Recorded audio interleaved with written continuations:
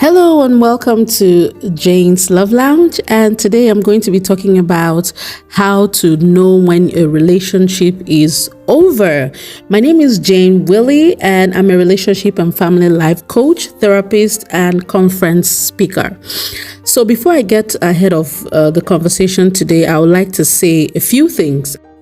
One of the conflicts that people in relationships that are about to end usually have is the statement of "it's just a phase.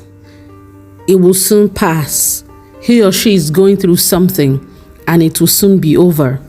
Well, the truth is, it's actually really up to you to decide how much of this "it's a phase" you're willing to wait through. And even if that phase will ever pass, how much of your time you're willing to waste, because the truth is that life is calibrated in times. What that means is that every time you spend with someone, it's a part of your life that you've given to them. So you're the only one who is going to be able to make that decision. How much of this can I take, and how much of it am I willing to wait through? It is much easier said than done, and I don't want to risk sounding insensitive, but the truth is that the first things must be done first, and the first thing here is to acknowledge the truth. A writer once said, "If you don't come to terms with the truth will come to terms with you." The latter is more painful, so I will recommend the first option, which is come to terms with the truth. Before I continue, I would like to ask you to please follow and subscribe to my handle on YouTube, TikTok, and Instagram at Jane the Love Coach. Now that you've done that, let's go ahead.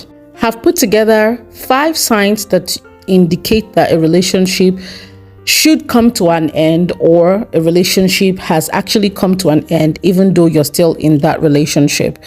The list is inexhaustive, but there are very strong indicators that you should pay attention to if you're already in a situation like this, and what you should consider doing going forward. But I want you to note carefully that you don't have to make any decisions immediately.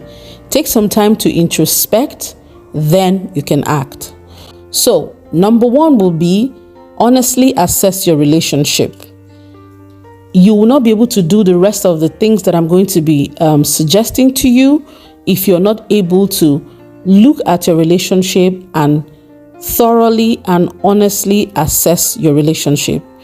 Look at the difficult, be able to tell yourself the difficult truths. To thy own self be true. Number 2, when you are overcompensating in a relationship, when you find yourself overtly compromising on your values, your happiness, your beliefs, you find out that you're just hanging, you're the rope that is binding the relationship. You're just hanging on to the other person because you believe that once you stop fighting, the relationship will collapse like a pack of cards. Maybe you should let it collapse. Let go of the rope and let them go. Number 3, when you move from talking every day to talking 3 times in a week or even once a week, no human relationship can exist without communication. If you ever find yourself consistently quarreling about communication or not the non-existence of it, or you're saying, "Oh, you haven't called me today. Why haven't you called me today? And why am I the only one who is always calling you?" When you're already beginning to feel that, and your relationship has been characterized with complaints like that, the other person you're in a relationship with never reaches out to you except you do. They never initiate communication or conversations except you do. Your Titanic is sinking, and it may be wise for you to jump out of the boat before you sink along with it. Number 4, when you're consistently feeling or fantasizing about taking a break from your partner. When you feel like when you're away from your partner, you feel like a weight has been lifted off your shoulder, like you come alive when you're not around them, when you don't have to see them, or when you don't have to talk to them. This is a good time to bring that dream to fruition. If your relationship has become consistently a source of bitterness, unhappiness, and a lot of strife and quarrel. Lose them and let them go. Number 5, when the person complains more about you than they compliment you.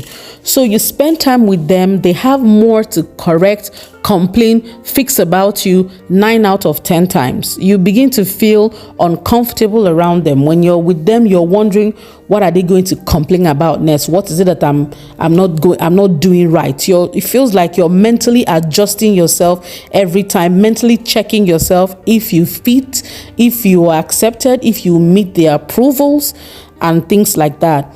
It's not only an unhealthy relationship, it's also an unhealthy emotional and mental space to be in, because the long-term effect of being in this kind of a relationship is disastrous.